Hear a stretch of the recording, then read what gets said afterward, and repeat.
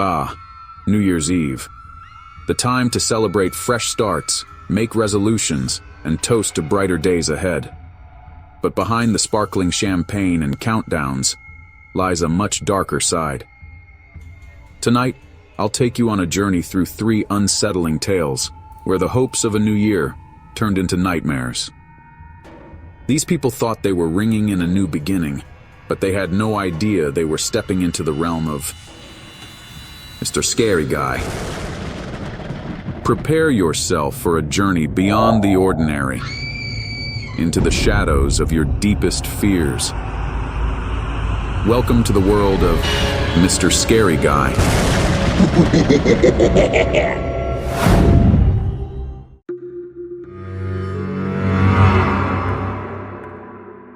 I wasn't supposed to be at the party. New Year's Eve is usually a quiet affair for me, a bottle of whiskey and a movie marathon. But when my old college buddy Tom invited me to his cousin's place, I figured why not? It was supposed to be just a small gathering, a few drinks, and a countdown to midnight. What could go wrong? Tom picked me up around 9 p.m. The air was bitterly cold, the kind of chill that feels alive, sneaking past layers of clothing and biting at your skin. "You're going to love this place," Tom said as we drove down a narrow, snow-covered road. "It's an old house with a lot of history. Perfect for a New Year's bash." The house loomed ahead, dark and hulking against the moonlit sky. It was an old Victorian mansion, its once grand facade now weathered and crumbling. The porch sagged slightly, and the windows glinted like black mirrors. "What kind of history?" I asked, already regretting my decision to come. "The spooky kind. Supposedly, the original owner hosted a party here on New Year's Eve in 1920. At midnight, everyone in the house died. Poisoned champagne, they say. Since then, no one's lived here for long." "Great," I muttered. "What a perfect place to drink and party." Inside, the house was even more foreboding. The air was thick and stale, and the wooden floors groaned underfoot. A group of about 15 people milled around, holding drinks and laughing, their voices echoing eerily in the cavernous space. Tom introduced me to his cousin, Sarah, a petite woman with a nervous smile who seemed more interested in checking her watch than hosting. "Everything okay?" Yeah, it's just... this place gives me the creeps. My parents used to own it, but they sold it after my grandmother passed away. Strange things happen here, especially on New Year's Eve. "Strange like what?" She shook her head and walked away, leaving me with a sense of unease. As the night wore on, I tried to ignore the house's oppressive atmosphere. People were drinking, dancing, and shouting over the music, but something felt wrong. Every so often, I'd catch movement out of the corner of my eye, shadows flickering where no one stood, or a cold breeze brushing past me even though the windows were sealed. At 11:30, Sarah gathered everyone in the living room for the countdown. A massive ornate clock dominated one wall, its hands inching closer to midnight. The crowd cheered and clinked glasses, but I couldn't shake the feeling of being watched. I scanned the room, my eyes landing on a man standing in the corner. He wore an old-fashioned suit, his pale face partially hidden by shadows. "Who's that?" "Tom." "Who?" I turned back, but the corner was empty. The countdown began at 11:59. 10, 9, 8. The voices grew louder, overlapping and chaotic. I glanced at the clock. Its hands were moving too quickly, spinning wildly as if caught in a storm. 7, 6, 5. The lights flickered and a chilling cold swept through the room. My breath fogged in front of me, and the once laughing crowd now stood frozen, their faces contorted in silent screams. 4, 3. The man in the suit appeared again, standing directly beneath the clock. His eyes were black pits, and his mouth moved soundlessly. 2, 1. The clock struck midnight with a deafening chime, and everything went dark. When I came to, the house was silent. The lights were out, and the guests were gone. I stumbled through the empty rooms, calling out, but no one answered. The air was heavy with the scent of decay, and my footsteps echoed unnaturally, as though the house itself were mocking me. I found Tom in the kitchen, slumped over the counter. His face was pale, his eyes wide open and unseeing. Clutched in his hand was a champagne flute, filled with a dark, viscous liquid. I ran, the house seeming to twist and stretch around me, its walls closing in. I burst out into the snow-covered yard, gasping for air. When I turned back, the house was dark again, its windows staring back like empty eyes. Tom's car was gone. I walked for hours until I reached a gas station and called the police. They found no trace of the party or the guests, just an old abandoned house with a clock that had stopped at midnight.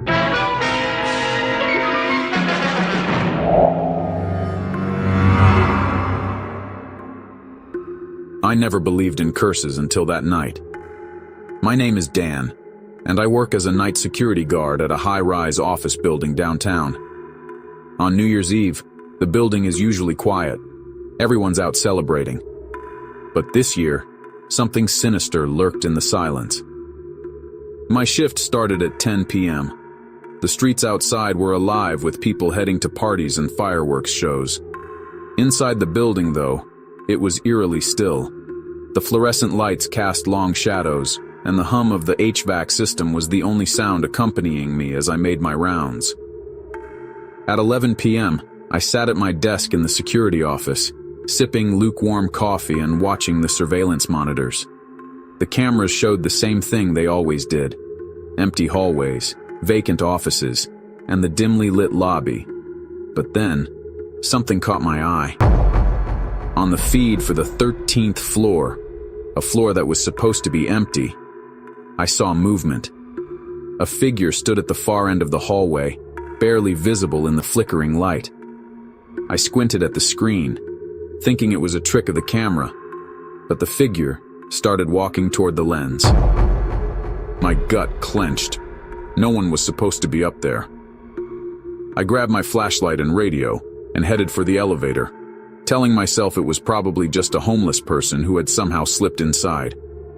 The elevator ride was agonizingly slow. When the doors opened onto the 13th floor, a rush of icy air greeted me. The lights overhead flickered erratically, and the long hallway stretched out before me like a tunnel into another world. I stepped out, my boots echoing against the polished floor. "Hello?" I called, my voice shaky and hollow in the emptiness. "This is security. You're not supposed to be here." No answer. I shone my flashlight down the corridor, its beam cutting through the shadows. The offices on either side were dark and locked, their glass doors reflecting distorted versions of myself. At the far end of the hallway, a faint glow seeped out from under a door. My heart pounded as I approached the light. The door was slightly ajar, creaking softly as I pushed it open. Inside was an empty conference room, its long table covered in a thin layer of dust. A digital clock on the wall displayed 11:59 p.m., its red numbers flickering. The light in the room came from a single candle sitting in the center of the table. It shouldn't have been there. I hadn't seen anyone come in, and I certainly hadn't put it there myself. My stomach twisted as I noticed the candle's flame wasn't steady. It flickered in patterns, almost as if it were breathing. I backed out of the room, my instincts screaming at me to leave. But when I turned to head for the elevator, the figure from the camera was standing at the end of the hallway. It wasn't a person. Its form was shadowy and indistinct, like smoke given shape. It stood motionless, but I could feel its gaze boring into me. I froze, my flashlight trembling in my hand. "Who are you?" I managed to croak. The figure didn't move. Instead, the sound of whispering filled the air, low and guttural, like a chorus of voices speaking in unison. I couldn't make out the words, but the tone was menacing, filled with malice. I stepped back, my flashlight beam faltering. The figure took a step forward, and the whispers grew louder. My pulse thundered in my ears as I turned and sprinted toward the elevator, my boots slipping on the polished floor. I slammed the button repeatedly, praying for the doors to open. When they finally did, I stumbled inside and hit the lobby button. The doors closed, and I leaned against the wall, gasping for breath. But as the elevator descended, the lights flickered, and the whispers returned. This time, they were inside the elevator with me. The air grew thick, suffocating. I clutched my flashlight like a lifeline, the beam darting around the small space. The walls seemed to close in, and for a brief moment, I saw them. Faces pressed against the metal, twisted in agony and hatred. The elevator jerked to a stop, and the doors opened onto the lobby. I stumbled out, my legs weak, and turned to look back. The elevator was empty, the lights steady. But the whispers lingered, faint and mocking. I didn't finish my shift. I left the building and walked straight to my car, my hands trembling as I gripped the steering wheel. When I checked the surveillance footage the next day, there was no sign of the figure or the candle. The 13th floor was just as it had been before, empty. But I know what I saw, and I know I'll never work another New Year's Eve shift again.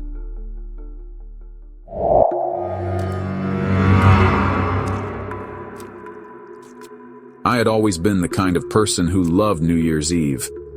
The parties, the countdown, the champagne, all of it made me feel alive. But last year, something happened that changed me forever. I'll never forget that night, no matter how hard I try. It started with an invitation. My friend Lauren was hosting a small get-together at her family's old farmhouse out in the countryside. She was one of those people who thrived on throwing themed parties, and this one was no exception. She called it The Last Guest, a murder mystery party where each of us had a role to play. It sounded like harmless fun. The drive out was uneventful, just miles of dark, winding roads and the occasional flicker of headlights from passing cars. When I arrived, the house was lit up like a beacon against the pitch-black sky. The windows glowed warm and inviting, and laughter spilled out as I walked up the porch steps. Inside, the living room was decked out with gold streamers, party hats, and a large clock painted on the wall for the countdown. About a dozen people were mingling, drinks in hand. Lauren greeted me at the door, handing me an envelope with my role for the night.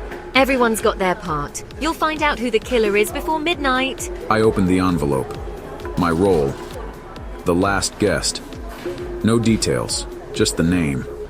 I figured it was some clever way of saying I'd be the one to solve the mystery or something. The party started off normal enough. We laughed, drank, and played along with the murder mystery. At 11 p.m., Lauren gathered everyone in the dining room, where a long table was set with candles and wine glasses. The lights were dimmed, and the flickering flames cast strange shadows on the walls. Ladies and gentlemen, the game is about to begin. Somewhere in this house, a killer lurks, and one of you is their next victim. We all laughed, playing along. But there was something about the way Lauren looked at me that made my stomach twist. Her smile didn't reach her eyes, and for the first time, I felt a sliver of unease. The game continued with riddles and clues hidden around the house. One by one, the victims were eliminated, either by solving the puzzle too late or being caught by the killer. It was all fun and games until we heard the knock. It was faint at first, barely audible over the music and laughter. But it came again, louder this time. A slow, deliberate knock at the front door. We're not expecting anyone else. The room fell silent. We all looked at each other, waiting for someone to move. Finally, one of the guys, Chris, walked over to the door. He hesitated for a moment before swinging it open. Probably just a prank. No one was there.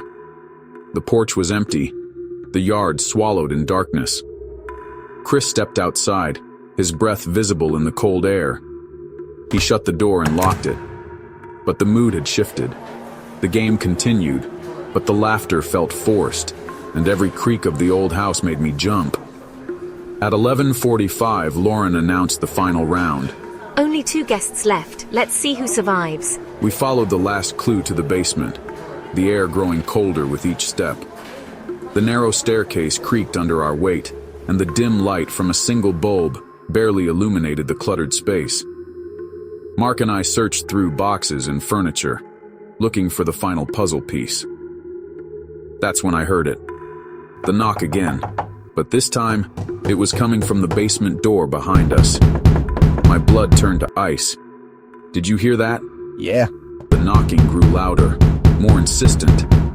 My heart raced as I backed away from the door, my flashlight trembling in my hand. And then it stopped.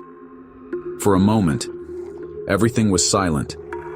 The air was heavy, and I could hear the faint sound of my own breathing. I turned to Mark, but he was staring at something behind me, his eyes wide with terror. I spun around. Standing at the bottom of the staircase was a figure, tall and shadowy, its face obscured by the flickering light. It didn't move, but I felt its gaze pierce through me, cold and unrelenting. "Who's there?" The figure didn't respond.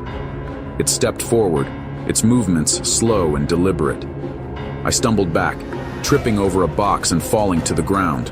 Mark bolted up the stairs, his footsteps echoing above as he fled.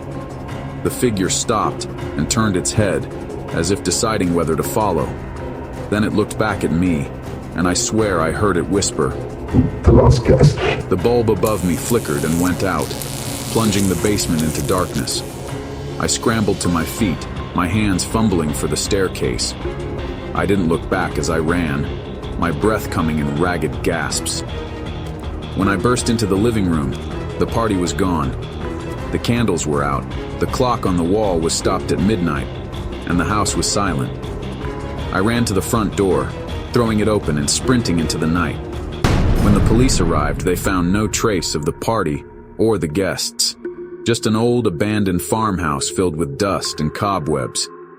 They said the place had been empty for years, but I know what I saw, and every New Year's Eve since, I've stayed far away from parties. Because sometimes, the last guest isn't the one who solves the mystery.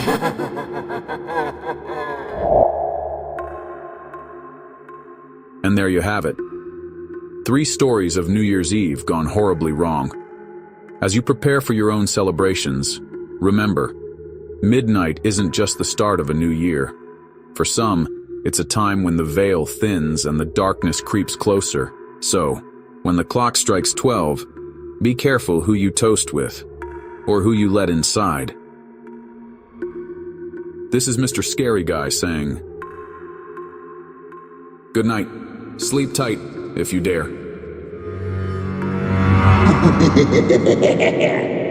Thanks for watching till the end. If you enjoyed the video, make sure to subscribe by clicking the icon above. We've also got a playlist full of scary stories on your left side, and a suggested video you'll love on the right. Choose one and keep the scares going.